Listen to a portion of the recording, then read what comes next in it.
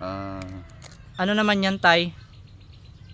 ito, kinakatin ko ito para iakma sa kasa ng panghuli ng pusit at itong matambaka, dahil hindi lang matambaka ang target nito dahil iba't ibang isda ang nakadapo doon at malamang may pagkakataon na ang pusit ay madami, mangingilabot ka talaga sa dami.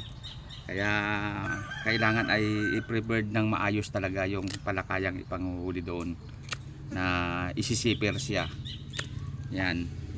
Tapos yung yung mga iba pang mga isda doon, torsilyo, may kasama pang talakitok o malalaking talakitok, yung bandog kung tawagin dito sa Santa Cruz, Occidental Mindoro. Dahil sa pagparting oriental, ang tawag doon ay talakitok o muslo, ganyan. Dito sa Occidental ay iba ang tawag, talakitok. Yan. Tapos yung preparation na ito, preparasyon nito ay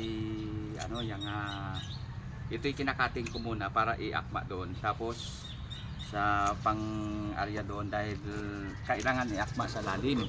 Dahil yung lalim nun ay sa mga 4 hanggang 5 dipa ang lalim.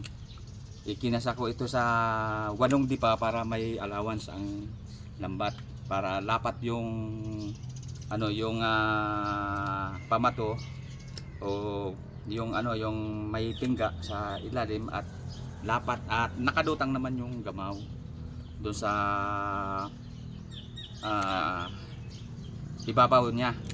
Yan, para hindi makaalapaw yung mga matambaka na naaryahan.